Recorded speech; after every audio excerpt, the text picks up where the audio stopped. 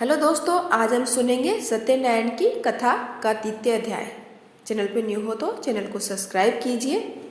ऋषि मुनियों को नारद और भगवान विष्णु की कहानी सुनाने के बाद श्री सुत जी ने कहा, हे मुनिगण, जिस व्यक्ति ने सबसे पहले इस व्रत को किया था, मैं उसके बारे में भी आप लोगों को बताता हूँ। ध्यान से सुने। एक समय की बात है, सुंदर काशीपुरी नामक नगरी में एक बेहद गरीब ब्राह्मण रहता था। भूखे प्यासे वह ब्राह्मण भोजन की इच्छा के लिए धरती पर भ्रमण कर रहा था।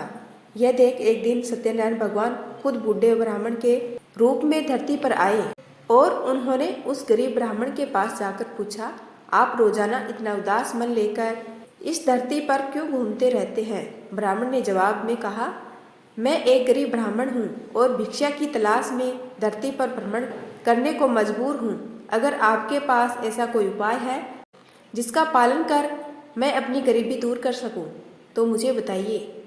इस पर बूढ़े ब्राह्मण ने कहा, तुम भगवान सत्यनारायण की आराधना करो। वह सभी के मन की मुराद को पूरी करते हैं। उनकी पूजा करने वाला हर शख्स दुख और कष्ट से दूर हो जाता है। इतना कहकर बूढ़े ब्राह्मण का रूप लिए सत्यनारायण भगवान अदृश्य हो गए। उनकी बातें सुनकर निधन ब्राह्मण इस व्रत को करने का उपाय सोचने लगा। रात भर गरीब ब्राह्मण ने इसी के बारे में सोचा और पूरी रात जागने के बाद सत्यनारायण भगवान की पूजा करने के लिए भिक्षा मांगने निकल पड़ा। अन्य दिनों के मुकाबले उस दिन उस ब्राह्मण को काफी ज्यादा भिक्षा मिली। उस भिक्षा से और अपने प्रियजनों के सहयोग से किसी तरह ब्राह्मण ने सत्यनारायण भगवान की पूजा की। पूजा के बाद उस गरीब ब्राह्मण के सभी दुख दूर हो गए। धीरे धीरे वह कई संपत्तियों का मालिक हो गया। ब्राह्मण हर महीने नियमित रूप से इस पूजा को करने लगा। श्री सूत ने कहा, इस तरह से जो कोई भी सच्ची श्रद्धा के साथ श्री सत्यनारायण भगवान की पूजा करेगा, वह सभी प्रकार के दुखों और पापों से मुक्ति पा सकेगा। इस पर ऋषिगण बोले, हे सर्वज्ञाता सूत जी, उस ब्राह्मण की बातों को सुनकर और किस किस ने श्री सत्यनारायण भगवान की पूजा की, आप इस बारे में भी हमें बताइए। फिर सूत जी ने आगे कहा, इस व्रत को जिन लोगों ने भी किया, मैं उन सभी के बारे में आप लोगों को बताता हूँ। ध्यान से सुने। एक बार वह गरीब ब्राह्मण धन और संपत्ति की प्राप्ति के बाद अपने परिजनों के साथ इस व्रत को करने की विधि की तैयारी कर रहा था।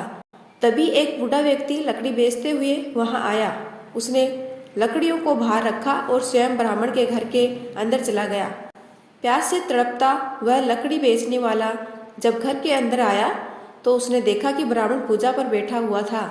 उसने ब्राह्मण को नमस्कार किया और पूछा, हे मुनिवर, आप यह कौन सा तप कर रहे हैं और इसे करने से क्या फल मिलेगा?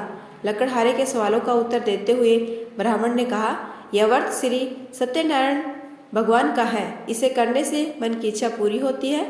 इसी व्रत का पालन करके मुझे धन की प्राप्ति हुई है। ब्राह्मण से इस व्रत के बारे में सुनकर लकड़हारा बेहद खुश हुआ। उसने चरणामृत व प्रसाद ग्रहण किया और तुरंत अपने घर चला गया। घर पहुंचकर उसने निश्चय किया कि किसी भी हाल में वह भी श्री सत्यनारायण भगवान की पूजा करेगा। इसके लिए वह लकड़ी बेचने उस नगर जा पहुंचा जहां अधिक संख्या में अमीर लोग रहते थे। वहां उसे पहले के मुकाबले अधिक धन मिला। इसके बाद उस लकड़हारे ने कमाए हुए धन से गेहूं का आटा, केला, घी, शक्कर, दूध सहित सत्यनारायण व्रत में लगने वाली सभी सामग्रियों को खरीदा। फिर उसने अपने परिजनों को भी आमंत्रित किया और पूरी विधि विधान के साथ श्री सत्यनारायण भगवान का व्रत किया। इस पूजा को करने के बाद उस लकड़हारे को भी धन और संपत्ति की प्राप्ति हुई और आखिर में उसे बैकुंठ धाम की प्राप्ति हुई। इस प्रकार सत्यनारायण कथा का 2वां अध्याय खत्म हुआ। यदि आपको मेरा छोटा सा प्रयास अच्छा लगा हो तो चैनल को लाइक, शेयर एंड सब्सक्राइब कीजिए।